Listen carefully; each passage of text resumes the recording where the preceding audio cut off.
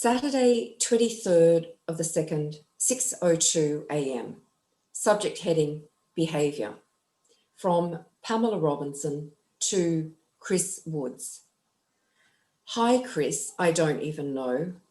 Look, I don't know the first thing about you, and you don't know the first thing about me, but aren't some things about everyone the same? Pain is universal, only the details differ. So why does pain feel exasperatingly personal?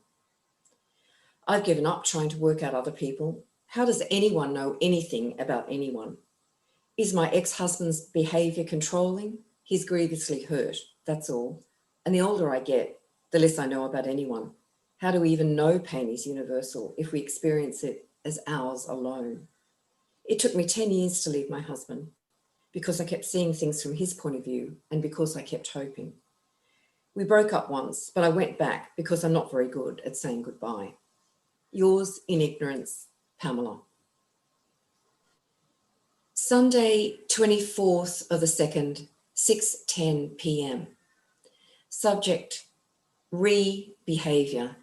To Pamela Robinson from Chris Woods. Hey, Pamela, you sound like someone who overthinks things. Give yourself a break. Take a day off. Buy an ice cream. It's summer in Australia, right? When the weather's fine, I take my book and my fold-up chair and go sit in the park. Sundays in winter, I head to the Dewey. This afternoon, 2 kids came in looking for the library's New Deal murals.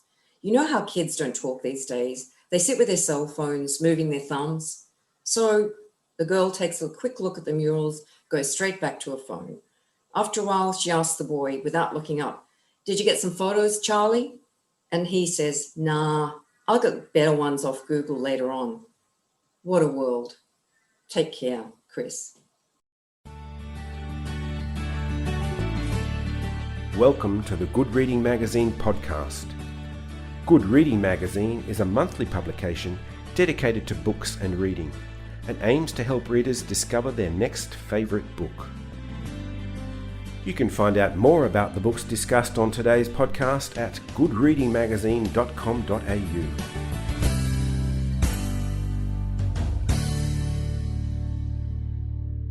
Hello and welcome to the Good Reading Magazine podcast.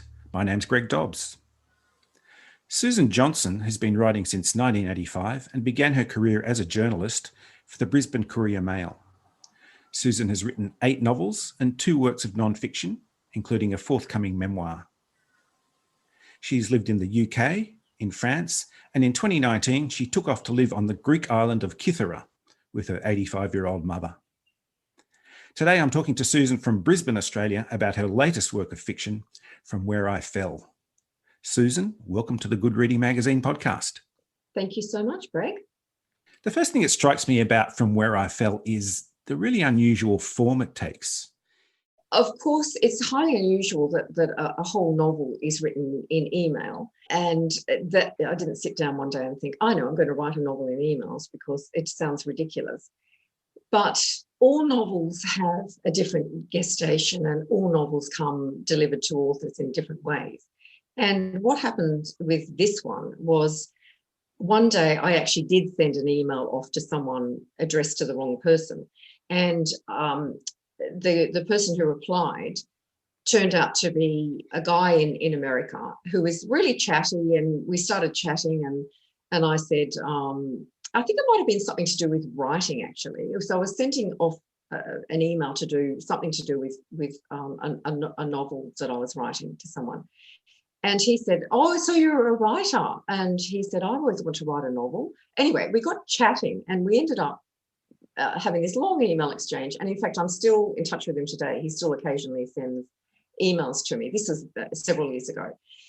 And then I thought, well, everybody sent off a wrong email to someone. And it occurred to me that that might be a technique, a way of getting into a book. And then I thought, well, I really like epistolary novels. I love 84 Charing Cross Road. That's one of my favourite, contemporary books. But I'd also studied Richardson's Pamela at university. And I love novels that are in letters. And then I started to think, well, could you really do one in emails? And that's when the hard part started, because basically emails are colloquial. They're a really, really common way of communicating. But is that literature? So that was my dilemma. Like, how do you turn a really everyday colloquial form into a literary form? So that was when it got really hard, turning it into something literary rather than colloquial. When I looked at novels, letters between people, there are many, many different forms of it. But it was mainly 84 Charing Cross Road I was looking at, because I remembered that really, really clearly in my mind as being one of my favourite epistolary novels. So it was looking at the pacing. That's one of the most technical problems, was how much, especially with Pamela, because she's the big blurter. She's the one who blurts out everything right at the beginning.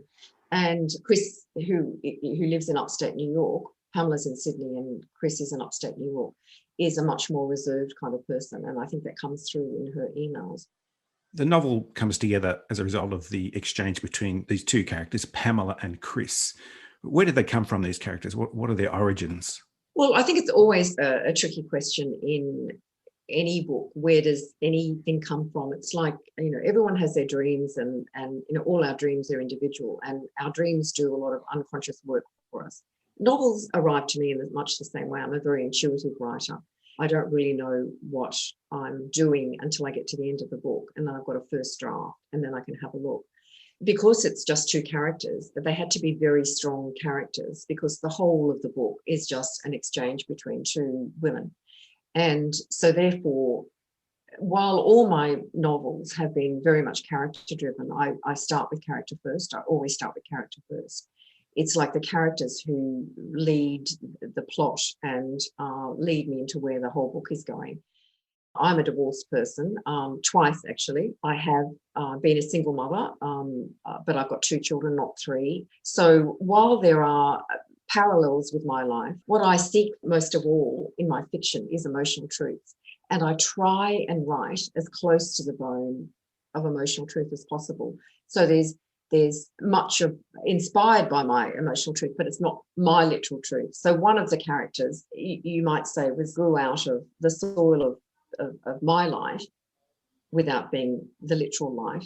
And then the other character, I do have a lot of Greek Australian friends. I'm very, very fond of my Greek connections. So when I came to develop this character, Chris was the one who just emerged. And I must say, she emerged as the book went on more and more strongly. And in fact, she by far became my favourite character in the end. She felt so alive to me. I just really didn't believe that she didn't exist, that she's still not out there somewhere. But I think everyone feels like that. I was speaking to my friend Trent Dalton about his character of Molly, and he says he feels the same way. In his last book, All Are Shimmering Skies, he says he also believes Molly's out there in the world walking around. There's someone who matches all the characters in all the books in the world, perhaps. Yes, absolutely. Yeah. I just wanted to explore this form again, the epistolary form. Historically, they'd been in the form of letters, and you took up emails. Why emails in particular? What does that do for you, or what did it do for you that a letter couldn't do? Well, I was really interested in exploring the way that the online world has changed our existence. That was certainly one of the themes I was writing about.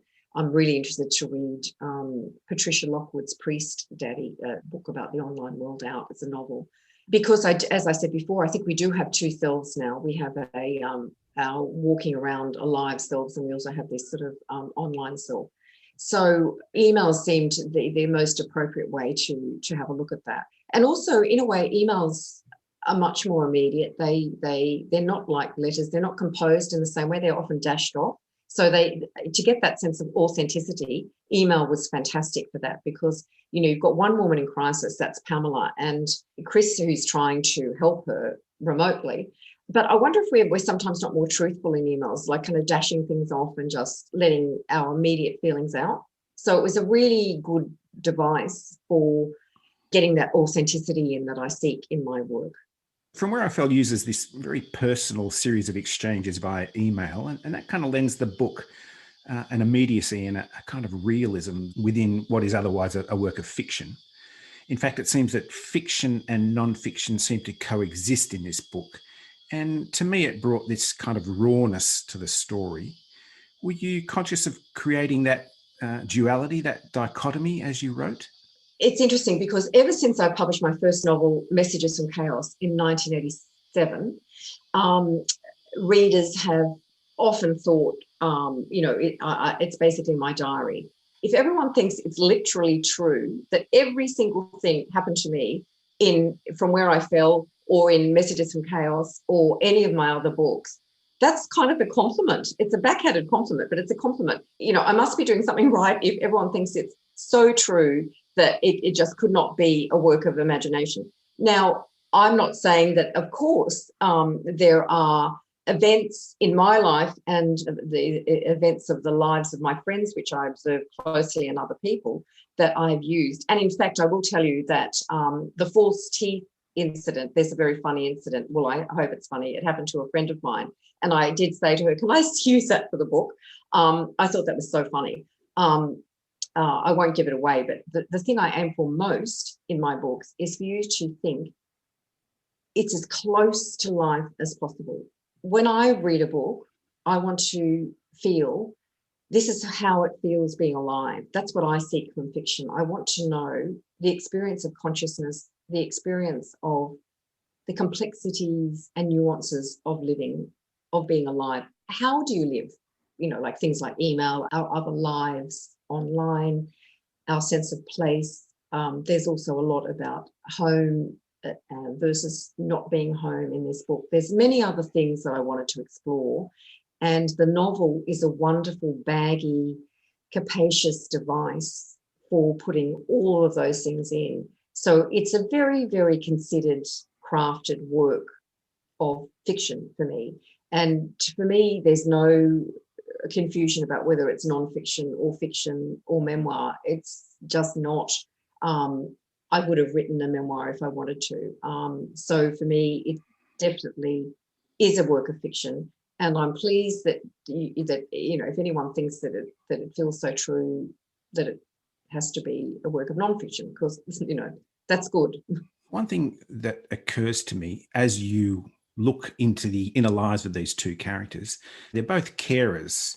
Pamela's caring for or raising three what seem like quite difficult sons, and Chris is in the process of caring for Kathleen, is this somehow about carers, in a way honouring the work of carers, and particularly women carers, because they're the ones who usually bear the burden? Yeah, I think it is in a way. I mean, I do think women do a fantastic job in general of being the emotional centre of families in many ways. I do think that women still do a lot of the emotional grunt work of families and in life in general. I'm really examining the notion of duty, which I realised afterwards I've explored in quite a lot of my books. Certainly in Life in 7 Mistakes, that was a question too.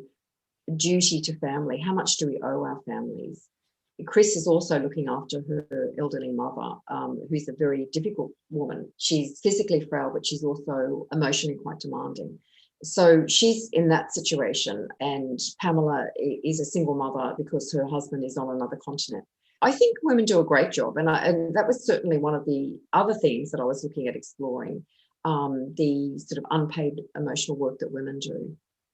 Picking up on that, the role of women in society, I suppose, I wondered whether you would like From Where I Fell to be regarded as feminist literature, feminine literature, or... Look, I'm a feminist, and I often write about certainly the difference between my generation and my mother's generation, and I'm very interested in that, and I've written a lot in various books about that.